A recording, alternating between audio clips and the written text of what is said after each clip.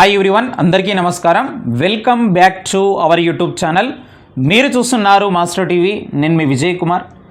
ఈ వీడియో చేయడానికి గల ప్రధానమైనటువంటి కారణం ఏంటంటే గనక ఎమ్మెల్సీ ఎలక్షన్స్ కోడ్ తర్వాత మనకు డిఎస్సి పైన ఏదో ఒక స్పష్టత అనేది వచ్చి తీరుతుంది ఖచ్చితంగా అని చెప్పినాము. మనము ఖచ్చితంగా వచ్చే అవకాశాలు కూడా ఉన్నాయి. ఒకవేళ రాకపోయినా కానీ ఒక నెల అటో ఇటో లేట్ అవుతుంది, మహా అయితే మరి ఒక నెల రోజులు లేట్ అవుతుంది, కానీ ఖచ్చితంగా డిఎస్సి నోటిఫికేషన్ అనేది ఉంటుంది. 2025 సంవత్సరంలో మొట్టమొదటగా మరి రాష్ట్ర ప్రభుత్వం ఇవ్వబోయేటటువంటి నోటిఫికేషన్ ఏదైనా ఉంది అంటే కనుక అది డిఎస్సి నోటిఫికేషన్ అని గుర్తుపెట్టుకోండి. 6000 పోస్టులతోని ఖచ్చితంగా ఉంటుంది. మరొక టెట్ కూడా ఉంటుంది. రెండు ఎట్ ది సేమ్ టైం ఒకేసారి కూడా జరిపేటటువంటి అవకాశం అయితే ఉన్నది ప్రభుత్వం.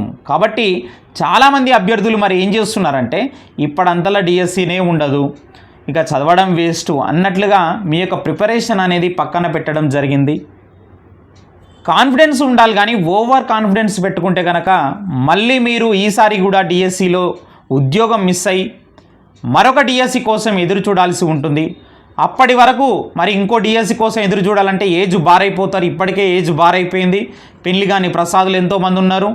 కాబట్టి ఇలాంటి అంశాలపైన మీరు ఇలాంటి నిర్లక్ష్యం చేస్తే గనక మీరు ఖచ్చితంగా చెప్తున్నాను భారీ మూల్యం అనేది చెల్లించుకోవాల్సి ఉంటుంది. మిత్రమా, జాగ్రత్త పడండి.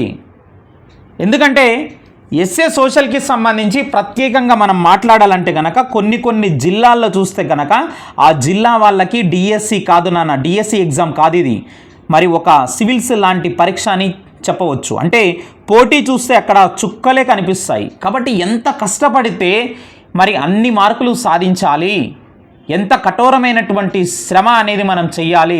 ఇంత మంచి సమయం దొరికింది, మీరు ఆనందపడాల్సింది పోయి ప్రిపరేషన్ని పక్కన పెడితే కనుక ఆఖరికి నష్టపోయేది మీరే అని చెప్పేసి గుర్తుపెట్టుకోండి. మరి కొన్ని జిల్లాల్లో అయితే చాలా అంటే చాలా పోటీ అనేది చాలా ఎక్కువగా ఉంది. మరి ఎన్ని మార్కులు వస్తే ఈసారి మనం అందుకోగలుగుతాము ఉద్యోగాన్ని అనేటటువంటి అంశాన్ని మనం ఈ వీడియోలో మాట్లాడే ప్రయత్నం చేద్దాం మిత్రమా. తప్పకుండా ప్రతి ఒక్కరి వీడియోని లైక్ చేయండి. ఈ యొక్క వీడియోని మీ ఫ్రెండ్స్ అందరికీ కూడా వాట్సాప్ గ్రూపులలో షేర్ చేయండి. నిజమే, కొన్ని జిల్లాల్లో మరి రిజర్వేషన్ క్యాండిడేట్స్కి అయితే ఇంకా 75 మార్కులు వచ్చినా సరే ఆ జిల్లాలో ఉద్యోగం రాలేదు గత డిఎస్సిలో.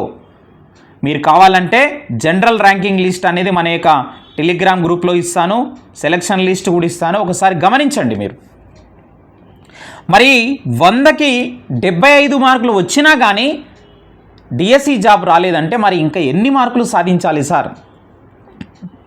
ఎంత పోటీ ఉందో చూడండి.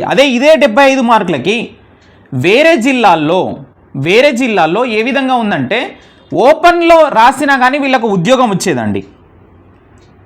వేరే జిల్లాలో ఇదే మార్కులతోని టాప్ 10లో ఉండేటోళ్ళు, టాప్ 10 మంచి ర్యాంకులు కూడా వచ్చినటువంటి వాళ్ళకు కూడా మరి పోయినసారి ఉద్యోగాలు రాలేవు, పాయింట్లలో మిస్ అయినటువంటి వాళ్ళందరూ కూడా ఈసారి మళ్ళీ మీకందరికీ కూడా పోటీ ఇస్తున్నారు. కొత్త బ్యాచ్లు వస్తున్నాయి, వాళ్ళు పోటీ ఇస్తారు.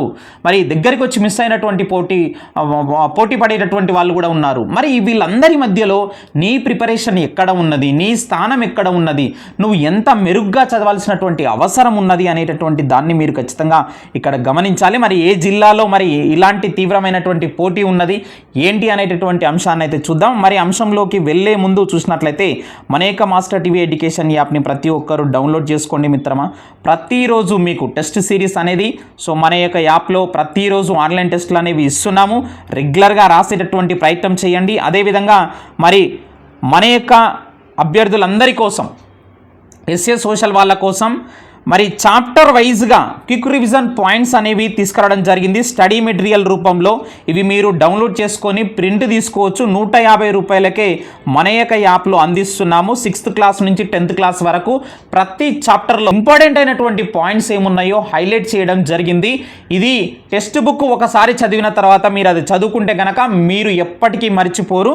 చాలా అంటే చాలా యూస్ఫుల్ మెటీరియల్ తీసుకునే ప్రయత్నం అయితే చేయండి. ఇక చూసినట్లయితే మరి మీరందరూ అనుకుంటున్నట్టుగా మీకు అందరికీ తెలుసు ఏ జిల్లాలో ఎక్కువగా పోటీ ఉంటుంది అనేది మీకు తెలుసు.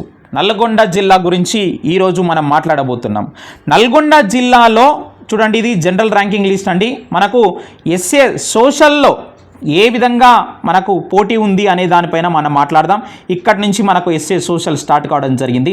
పోయినసారి ఆ యొక్క జిల్లా ఫస్ట్ ర్యాంకర్ వచ్చేసి 84.03 మార్కులతోని మరి మొదటి ర్యాంకు సాధించడం జరిగింది. 80 మార్కుల మీద ఇద్దరు మాత్రమే ఉండడం జరిగింది. అయితే ఈ జిల్లాలో మీరు చూసినట్లయితే మరి 75 మార్కులు పైన సాధించినటువంటి వాళ్ళు ఎంతమంది ఉన్నారంటే మీరు ఒకసారి జిఆర్ఎల్ అనేది మీకు కూడా పీడిఎఫ్ అనేది సెండ్ చేస్తాను, మీరు ఒకసారి చూసుకోండి మిత్రమా. దాదాపుగా ఎంత లేదన్నా కానీ 75 మార్కుల పైననే సాధించినటువంటి వాళ్ళు దాదాపుగా 30 మంది ఉండడం జరిగింది. 30 మంది ఉన్నారు అంటే చూసుకోండి.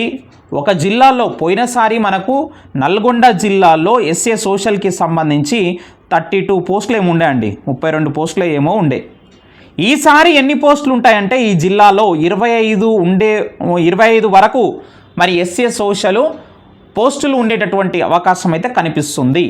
అయితే ఇక్కడ మీరు ప్రధానంగా గమనించాల్సింది ఏంటంటే ఈ మధ్యనే మనకు మరొక టెట్టు జరగడం జరిగింది. అదేవిధంగా పాయింట్లలో మరి పోయినసారి నేను చెప్పాను మరి 75 మార్కులు వచ్చినా కానీ ఎస్సీ కేటగిరీలో జాబ్ రానటువంటి వాళ్ళు నాకు తెలిసిన మిత్రులే నల్గొండ జిల్లాలో చాలామంది ఉన్నారు.